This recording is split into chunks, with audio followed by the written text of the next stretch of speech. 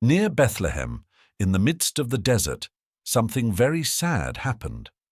Rachel, the beloved wife of Jacob, was fighting for her life while giving birth to her second child. The hot sun shone intensely as Rachel, in agony, tried to bring her baby into the world. Her cries of pain echoed through the tents of Jacob's caravan, while he, powerless, watched his wife's struggle. Hope diminished with each breath, until finally the faint cry of a newborn filled the air. But along with the joy of birth came the sorrow of farewell. Rachel, exhausted and weak, left this world, plunging Jacob into the pain of loss. Thus was born Benjamin, wrapped in tears and longing, forever marked by his mother's last breath. But what really happened to Rachel?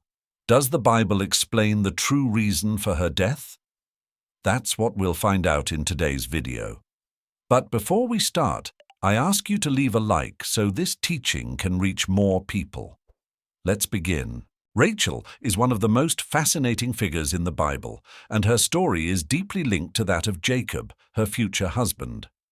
Their story is in the book of Genesis and is a tale of love that transcends time. Jacob, fleeing the fury of his brother Esau, left his homeland in Canaan and went to the land of Aram, where his uncle Laban lived. His journey was long and difficult, but he had hope for a new beginning. Upon arriving in Padan Aram, Jacob found a well where shepherds gathered to water their flocks. It was there that he saw Rachel for the first time. Rachel was a shepherdess and took care of her father Laban's sheep. When Jacob saw her, he was immediately charmed by her beauty and grace.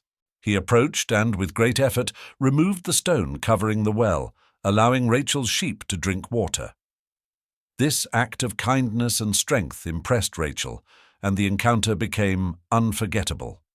Jacob introduced himself to Rachel as the son of Rebekah, sister of Laban, and was joyfully welcomed.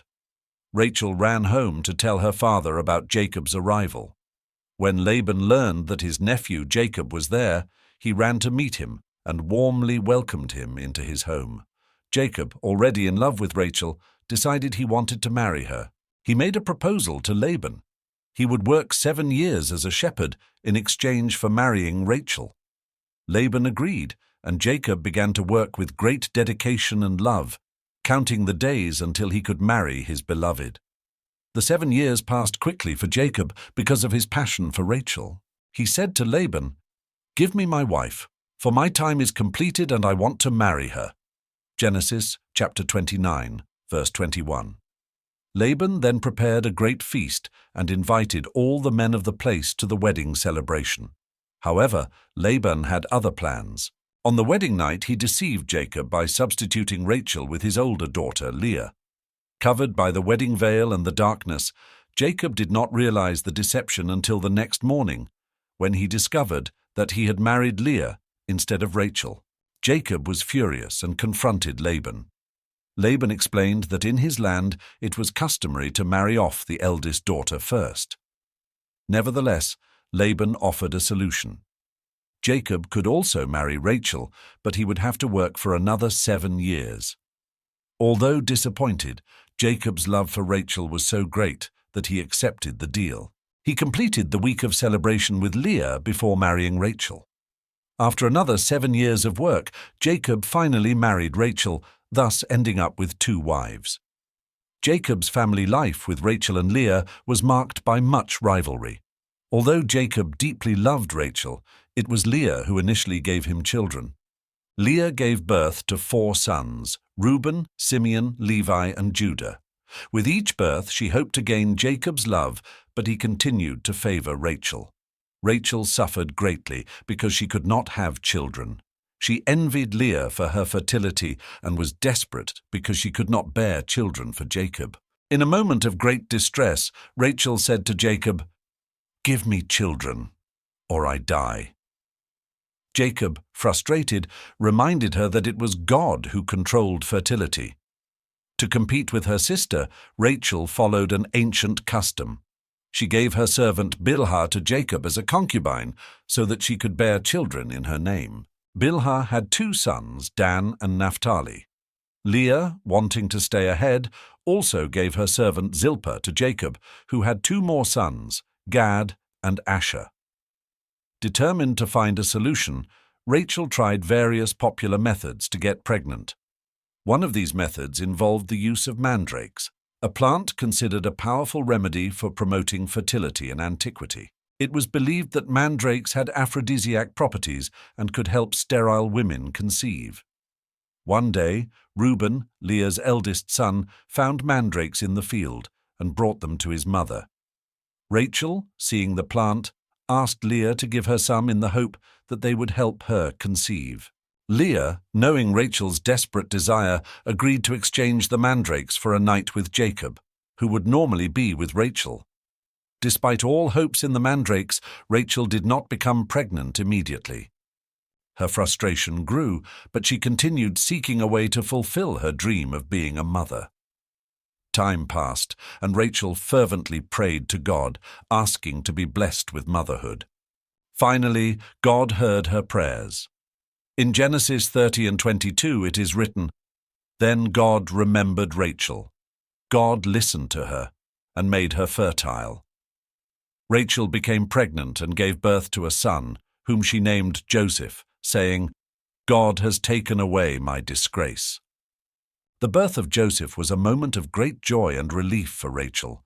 The name Joseph means, "May he add," reflecting Rachel's desire to have more children. Joseph's arrival restored Rachel's hope and solidified her role in the family, giving her a new position of honor and respect. Joseph would become a central figure in the history of Israel. His extraordinary destiny, which led him to become the governor of Egypt and save his family during a period of famine, is a testament to the importance of his mother in the biblical narrative. Years after the birth of Joseph, Rachel's wish to have another child was finally fulfilled. She became pregnant again, bringing much joy and expectation to the entire family. At that time, Jacob had already left the land of Laban and was returning to Canaan, following God's instructions. As they traveled, Rachel's pregnancy progressed. She knew the risks, especially after the challenges to have Joseph, but she was happy to be carrying another child. This second child would fulfill her wish with the name of Joseph, which means, "May he add," showing the continuous blessings of God. Jacob's caravan was approaching Ephrath, which would later be known as Bethlehem, when Rachel went into labor. At that time, conditions were difficult, and there was no modern medical assistance for complicated births. Rachel experienced intense pains during childbirth, which soon proved to be complicated. Genesis 35, 16, and 17 describes this difficult moment. They moved on from Bethel, and when there was still some distance to go to Ephrath, Rachel began to give birth and had great difficulty. And as she was having great difficulty in childbirth, the midwife said to her, "Do not be afraid, for you will have this son too." The midwife's words brought some comfort to Rachel amidst her extreme pain. She knew her life was at risk, but she hoped to see her second son born. Rachel's distress was intense, reflecting the severity of the complications. When she finally gave birth, Rachel was exhausted and on the verge of death. With her last strength, she named the newborn Benoni, which means "son of my suffering" or "son of my pain." This name reflected the deep sorrow and suffering Rachel experienced during childbirth. The birth of Benoni was a moment of extreme ambiguity, the joy of a new life mixed with the imminent sadness of losing his mother. Jacob was deeply shaken by Rachel's death and decided to change his son's name from Benoni to Benjamin, which means "son of happiness" or "son of the right hand." This name change was very important. First, it was a way to honor the great love Jacob had for Rachel, turning the sorrow associated with the birth of Benoni into something more positive. Second, the name Benjamin symbolized the special position he would have in the family, being the last son of Jacob and Rachel. Genesis 35 and 18 says, "As her soul was departing, she named him Benoni, but his father called him Benjamin." Benjamin, the second son of Rachel, would become the ancestor of one of the 12 tribes of Israel, the tribe of Benjamin. This tribe played an important role in the history of Israel. One of the most notable descendants of Benjamin was Saul, the first king of Israel. The selection of Saul as king was a pivotal moment in the history of Israel, transitioning from a tribal confederation led by judges to a centralized monarchy. Another important figure from the tribe of Benjamin is the Apostle Paul, also known as Saul of Tarsus. Paul identifies himself as a descendant of Abraham from the tribe of Benjamin in Romans 11:1. Rachel's death was a great blow to Jacob and his family. Deeply saddened, Jacob buried Rachel on the way to Ephrath. He erected a pillar over her grave, a sign of his eternal love and the enduring memory of Rachel. Genesis 35:19-20 says, "So Rachel died and was buried on the way to Ephrath, which is Bethlehem, and Jacob set up a pillar over her grave. This is the pillar of Rachel's grave to this day." The marker over Rachel's grave remained as a symbol of her life and Jacob's love. Even in subsequent generations, the memory of Rachel and her role in shaping the people of Israel were honored. Rachel's death remains a mystery. Some scholars and theologians believe her death may be linked to specific events and statements during her life. There are 3 main theories in the scriptures and traditions that attempt to explain what happened. One of the most common interpretations is that Rachel may have been cursed by Jacob, resulting in her premature death. This theory is based on an incident involving the household idols of Laban, Rachel's father. When Jacob decided to flee from Laban's house, Rachel stole her father's idols and hid them. Laban, noticing the disappearance of the idols, pursued Jacob and his family. When he confronted Jacob about the stolen idols, Jacob, not knowing that Rachel was responsible, declared, "Anyone with whom you find your gods shall not live." Genesis 31:32. Some interpret this statement as a curse that was fulfilled in Rachel's death. Although the Bible does not provide a direct connection between the curse and Rachel's death, this interpretation suggests that Jacob's words had a mystical or prophetic impact, resulting in tragic consequences for Rachel. This view is debated, as it depends on the idea that words spoken in ignorance can have fatal power. The incident of Laban's idols raises questions about Rachel's morality and religiosity. By stealing the idols, she committed an act contrary to devotion to God. Some scholars view Rachel's death as divine punishment for her sin of idolatry. In this context, her death during Benjamin's birth would be a direct punishment from God for stealing and keeping her father's pagan idols. This view is reinforced by the biblical narrative, which often shows God severely punishing idolatry. However, it is important to note that the Bible does not make an explicit connection between the theft of the idols and Rachel's death. Therefore, this interpretation is speculative and open to theological analysis. Another interesting theory is linked to a statement that Rachel made when she was still barren and very desperate to have children.